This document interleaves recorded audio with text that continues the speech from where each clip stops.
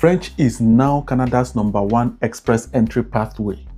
As I've told you before, that learning French could be one of the fastest ways to come to Canada in 2026. But today, I don't want you to just take my word for it. I want to show you the real numbers, the data.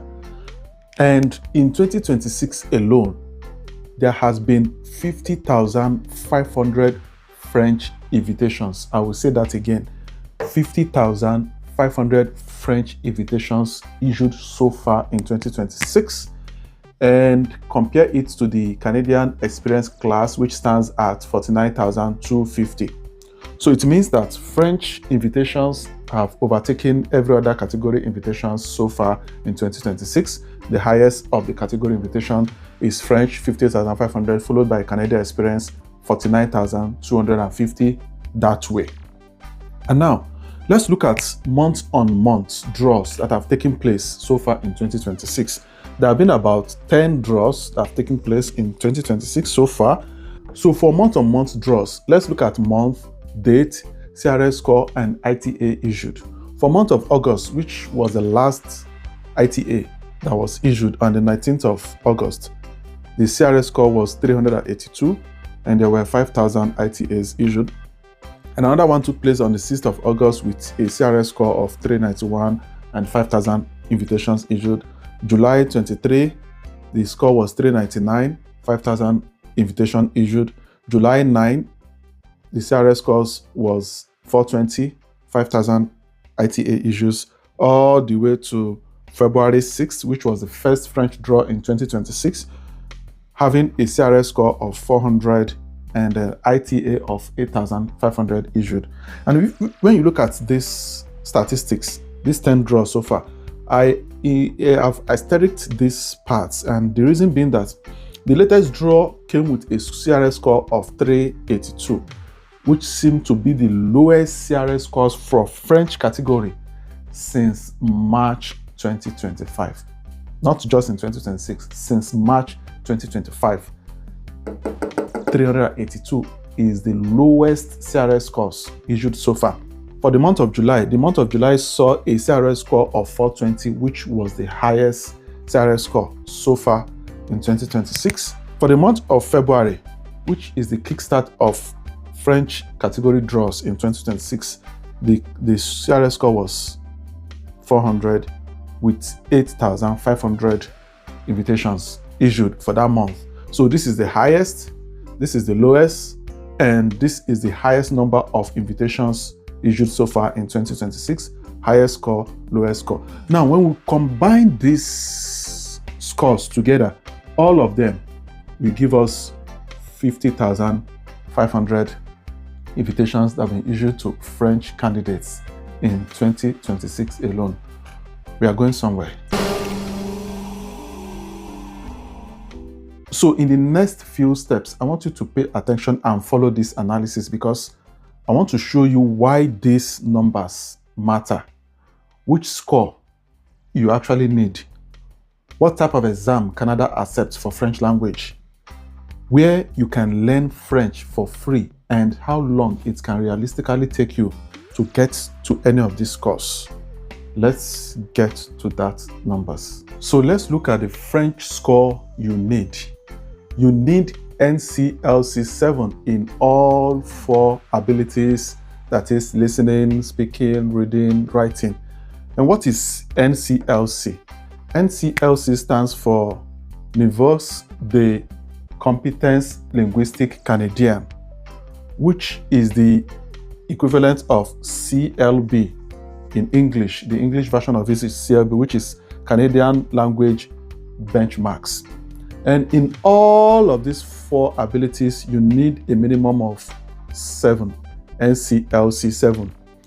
And I'm going to explain to you how to arrive at this NCLC 7. Also in English exams, language exams for Canadian immigration, you also need CLB 7 minimum. So this NCLC is like the official standard benchmark for measuring your language ability. If you're an adult language ability who wants to immigrate, to live, and to work in Canada. So they measure your language ability in terms of speaking, listening, reading, and writing, especially these two, speaking, listening, and speaking. It's very, very important because you need to understand and also need to communicate. Now, this is the minimum that you need to get invited, as we spoke earlier. And if we look at this, there's a way it is broken down into difficulty levels. And I'm going to start with the highest difficulty, which is C2. They call it C2. The next one is the next higher difficulty, which is C1. Then they have B2. Then they have B1. They have A2. And they have A1. So if you are at this level, meaning that you are at 0 level, you are just beginning to speak or to learn French language. So you need to progress gradually from here to here. And this is the B2 level. These are all the levels of French language that you need to get. So this level is what we mean by NCLC 7, which is the B2 level. And that is the minimum. You can have above, you can have from B2 and above, which is perfect. But the minimum for you to get invitation is this B2 level. See, one thing I want you to note is if you have, for instance, 9 here and you have 5 here and you average it, it gives you 14. So when you divide 14 by 2, because you're averaging it, it gives you 7. But that is not exactly what we are talking about. What you need to have is 7 each minimum on each ability for you to qualify or to be eligible to get invitation under French category. Because some people will now assume that because I have 9 here, I have 5 here, I have 6 here, I have 8 here. So when I sum it up, the average will give me 7 and that should be fine. No, you must have minimum of 7 at every of this ability level. And the advantage of having this NCLC 7 is there are 2 of them. One one is it will actually boost your scores in the express entry profile. It will boost your points if you have minimum of 7. And this happens if French is your second language. That means English is a French language, first language, then French is a second language. That will boost your scores. Also, it will qualify you for French category draws that happen from time to time, like we explained in and above. You can see they've already had 10 draws in 2026 with different CRS scores. So this will qualify you for those draws. This will boost your points in the express entry profile if you have minimum of NCLC 7, which is B2 level. And if you are already speaking French, what you just need to is to harness your French structure to go and write the exam. It is not good enough to say I can speak French or I can write French. You need to test your ability. You need to examine your competency level. That's the language. And this is what this means. Niveau de competency linguistique Canadian. That means your competency level in speaking languages, especially French that we are talking about today. So I'm going to explain to you in the other steps on how to go about this. So now the question is, which French exam should I take or should you take? Some school of thought will say there is no, it's neither here nor there, which is true. There's no specific one that is kind of so simple or so easy. Language boils down to interests. When you are interested in it, how much time you devote to it, and how much you practice. That's what gives you a higher competency level when it comes to language. But let's look at it side by side. The TEF Canada, which is one of the approved exams by the Canadian Immigration Committee, and TCF Canada is the second one. These are the major ones, or the 2 principal ones that they approve. And what are their differences? Similarity is the same thing because they are used for immigration purposes. They help to examine your ability, your competency level in order for you to be in the pool or qualify for express entry or immigration to Canada. So those are the similarities. But let's look at the difference. The TEF has few longer tasks. When it comes to writing, when you are performing the tasks, they have few tasks but are longer. Sometimes they could give you 2 tasks, but they are longer for you to do. So what they are asking you to do in that exam is just 2 parts, but those 2 might take you longer time to execute, to finish, to write them. That's what it's talking about. And for the TCF, it has more shorter tasks. So it might have up to 5 tasks for you to write on or to complete for your writing exam, but they are short. You don't have to spend much time. So now you'll be comparing in your head which one will be easier or better for you. For TEF, it uses mixed difficulty, that is 2 questions per audio clip, per message, per text. For this one, mostly for listening. So the difficulty level is a bit mixed. It's neither here nor there. But for TCF, it uses progressive difficulty levels per question, per message, per audio clip. That means as you are going, gradually it will be getting difficult, gradually it will be getting difficult. So it doesn't just start with difficulty level at first, or a mix of difficult and a mix of not difficult. So you already know that as you are going, progressing in that exam, you are getting difficulty level. Then the third difference, for TEF, it has 2 interactive conversation and role play tasks. Interactive conversation and role play. So you people will be role playing and be asking but for this one, it has 3 parts, including a longer uninterrupted monologue at the end. So at the end, only you just be talking. It has 3 parts, only you'll be talking at the end, and there is no interaction, there is no interaction. So you can see the difference between the 2 of them. Some school of thought will say this is slightly easier. And if you look at the differences I've explained so far, you can also agree with me that this will seem slightly easier, but language is not easy. But even to me, I'm also seeing it that way. Even though I have not taken a TEF or TCF exam before, because I don't need it. I'm already in Canada. It's majorly for people who want to immigrate using this route, either for them to come as an immigrant, or they get a job for Francophone mobility period. And you know, Canada is a bilingual language. Canada is a bilingual country, which means French and English. And because the English part of it is in the majority, so they are trying to balance it to bring up the French level of it up. And that's why they've been conducting all these draws since 2 years now, to encourage French speakers also to come and boost. And it's a good thing. I'm learning it for myself, for me to just have a good conversation. You know, when you're at workplace or when you visit any province, if they speak French to you, you speak French. If they speak English to you, you speak English, which is good. And apart from that, when you're outside Canada, go to France or French-speaking countries, you can also conversate apart from English language, which is also good. So my own level is not for the exams, but it's for just the day-to-day conversation, you know, just to greet, talk, and stuff like that. So it's a good thing to learn and to understand both languages, especially when it comes to Canada immigration. That has a massive advantage. And also when you're applying for a job as well, if you are a bilingual, French and English, you will have an edge over people who only speak either French or English. Okay, now how to learn French for free. You see, you don't necessarily have to pay money, you know, to start learning French. There are a couple of materials, resources that you can use to learn French for free. I've listed quite a few excellent ones here that I want you to look into, pay attention to, and also maybe do your own research on them. And the first one is FRI, Journal of Français Facile. So what's the benefit of this particular one? It gives you French news spoken more slowly and clearly. So when you listen to it, the French news are always spoken very calmly, clearly, so you can start to internalize those words that have been spoken. You can check them out in French dictionary, or you Google them.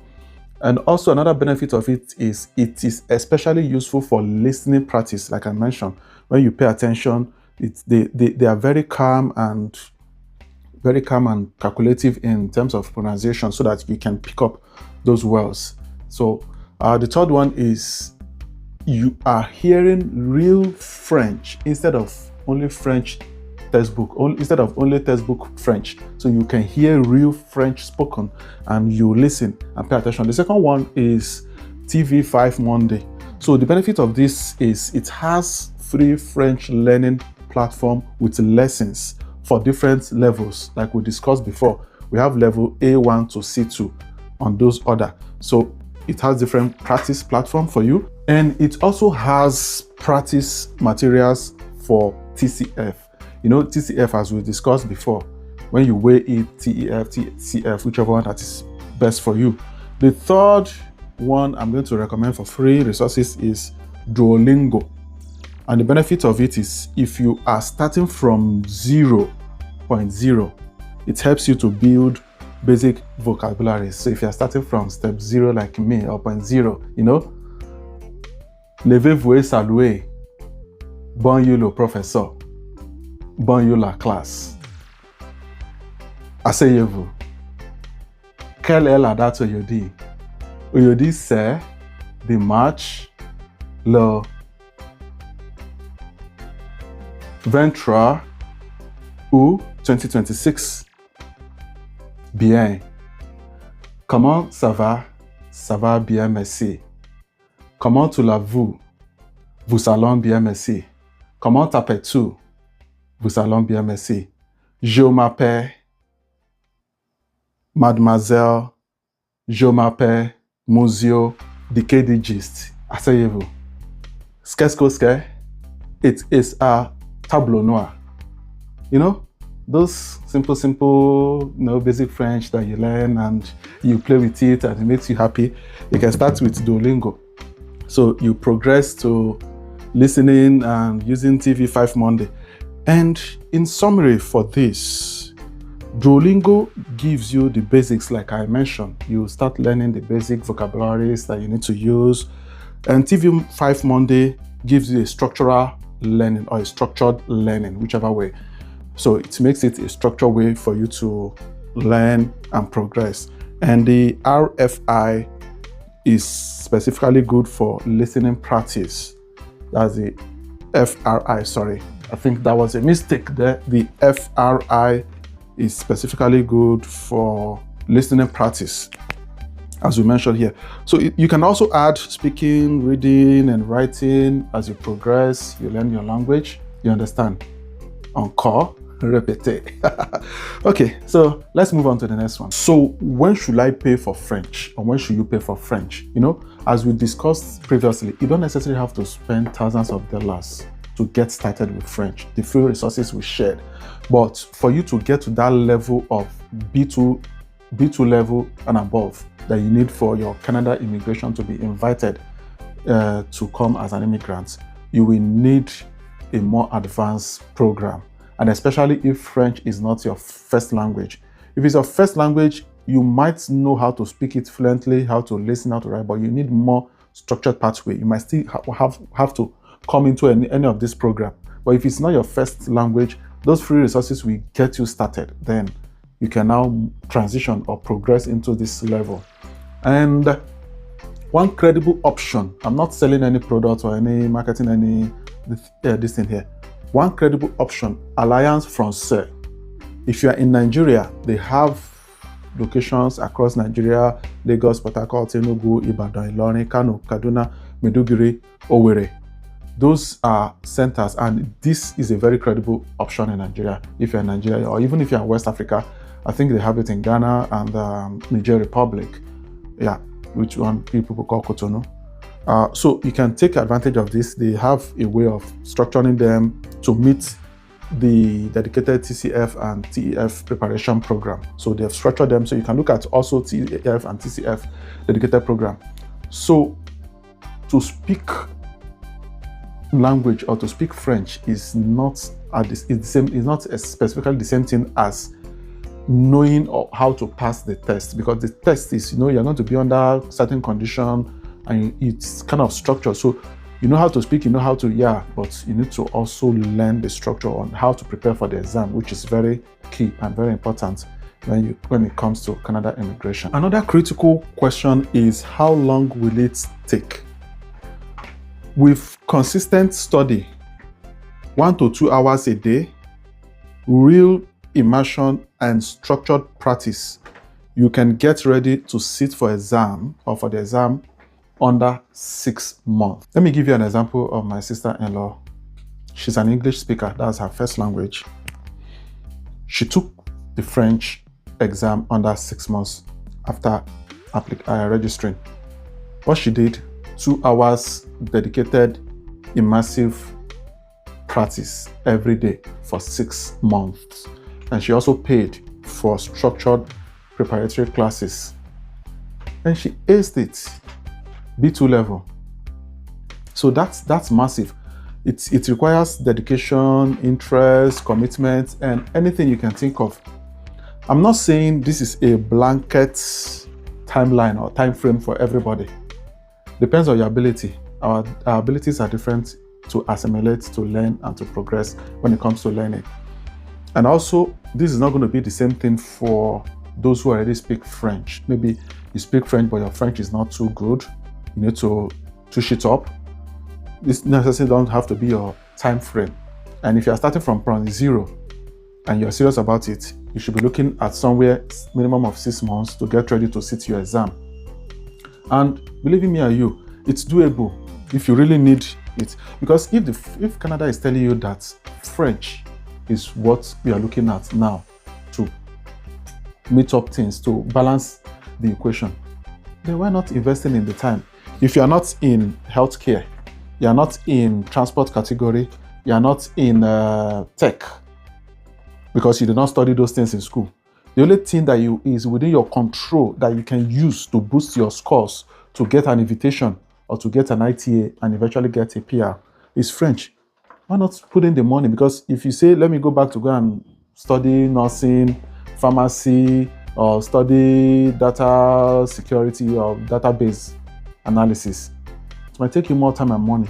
But 6 months with dedication, you get your French done, you pass your exam. It gives you 2 things. It boosts your scores, your points in the express entry pool.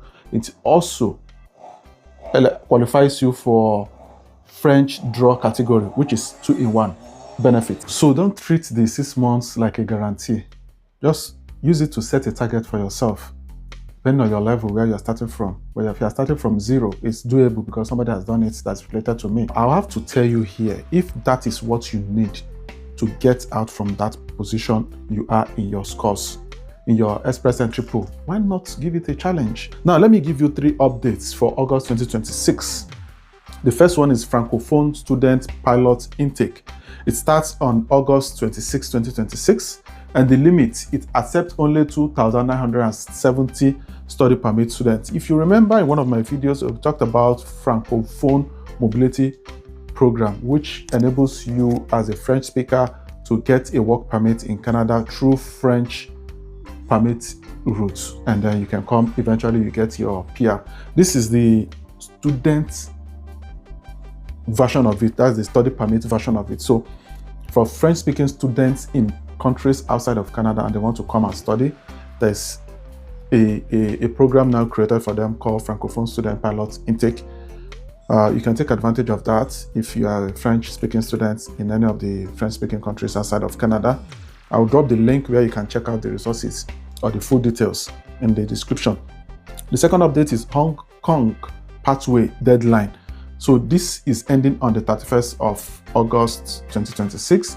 And the details, this is a special program that is designed for Hong Kong residents. So if you're a Hong Kong resident or citizen and you want to migrate to Canada, there's a special pathway that is designed for you guys. I will also drop the link in the description to check it out. And the third one is the redesigned backlog reporting.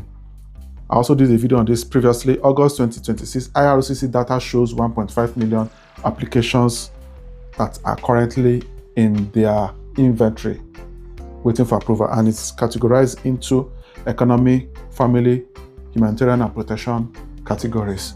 So check the link in the description of this video for more information. So the real opportunity is in knowing, speaking or writing French exam to boost your scores. And if you know anybody that is currently sitting in the pool without moving forward, maybe they are not in the health category, the tech category, transport category, French is, I'm not saying the exam is easy, but it's the easiest part in the sense that since you did not study all those other ones in school, this is something that is a language that you can just dive into and learn.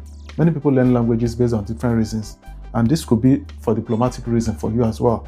Apart from coming to Canada, when you get your citizenship, you use your Canadian passport, you go to French-speaking countries and also you can transact and communicate with them, do business with them. So you can forward this video to them, let them know that there is still hope, there's still way. If they have the ability and capability to do that, they can delve into it using the highlighted data and steps that I've provided above. And if you like what I do on this channel and you are new here, don't forget to subscribe. Also, like, comment, and share so that it will enable me to produce more beautiful, informational, and educational videos like this. I will see you in my next one. Signing out.